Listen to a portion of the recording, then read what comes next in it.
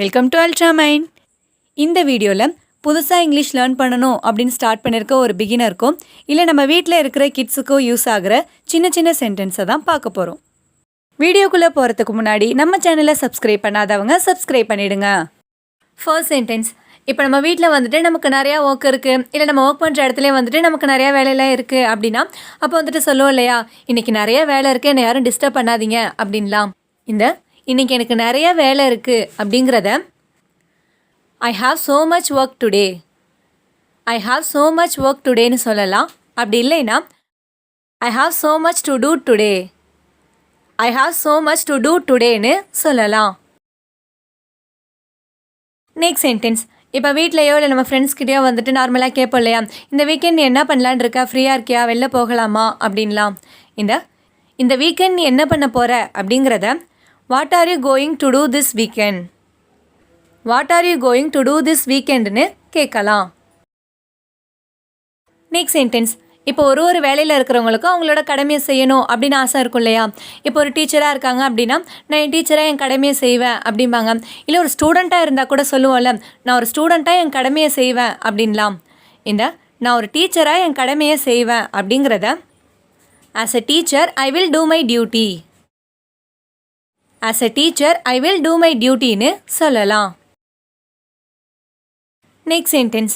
இப்போ யாராச்சும் ஒரு கிளாஸ் நடத்திட்டு இருக்காங்க, இல்லை யாராச்சும் இப்போ பேசிகிட்டு இருக்காங்க அப்படின்னா அவங்க சொல்கிறது சரியாக புரியலை, இல்லை டக்குன்னு சரியாக கேட்கலை அப்படின்னா அப்போ வந்துட்டு கேட்போம்ல, நீங்கள் என்ன சொன்னீங்கன்னு கொஞ்சம் சொல்ல முடியுமா, எனக்கு சரியாக கேட்கலை அப்படின்லாம். என்ன சொன்னீங்கன்னு திருப்பி சொல்ல முடியுமா அப்படிங்கிறத could you repeat what you said, could you repeat what you saidன்னு கேட்கலாம். Next sentence. இப்போ நம்ம ஒர்க் பண்ணுற இடத்துலையோ இல்லை நம்ம படிக்கிற இடத்துலையோ வந்துட்டு யாராச்சும் ஒருத்தவங்க செய்கிற விஷயம் யாருக்குமே பிடிக்கல, அவங்க பண்ணுறது எதுவுமே நல்லா இல்லை அப்படின்னா அப்போ வந்துட்டு அவங்கள எல்லோரும் எதிர்ப்பாங்க இல்லையா. அப்போ வந்துட்டு சொல்லுவோம் இல்லையா, எல்லாருமே அவனுக்கு எதிராக தான் இருக்காங்க, அவன் பண்ணுறதெல்லாம் வந்துட்டு சரியே இல்லை அப்படின்லாம். எல்லாருமே அவனுக்கு எதிராக இருக்காங்க அப்படிங்கிறத everyone is against him, everyone is against ஹிம்னு சொல்லலாம். Next sentence. இப்போ ஒரு கிளாஸுக்கோ இல்லை ஒரு மீட்டிங்க்கோ இல்லை நம்ம ஒர்க் பண்ணுற இடத்துக்கோ லேட்டாக போயிட்டோம் அப்படின்னா ஃபஸ்ட்டு நம்ம லேட்டாக வந்ததுக்கு சாரி கேட்போம் இல்லையா, லேட்டாக வந்ததுக்கு மன்னிப்பு கேட்டுக்கிறேன் அப்படின்னு.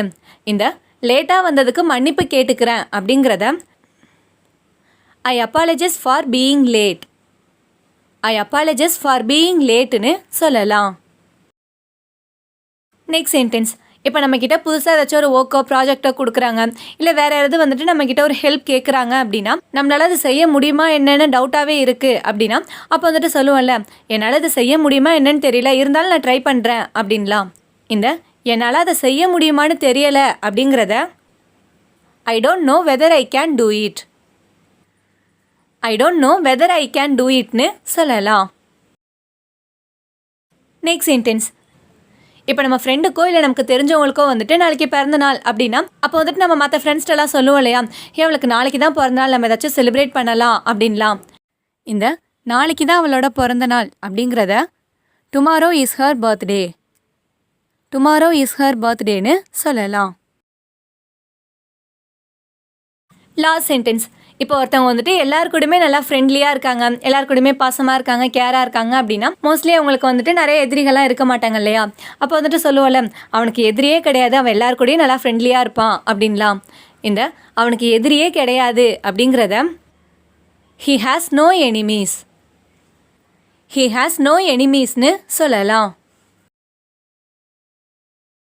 இந்த வீடியோ உங்களுக்கு யூஸ்ஃபுல்லாக இருந்திருக்கும்னு நினைக்கிறேன்.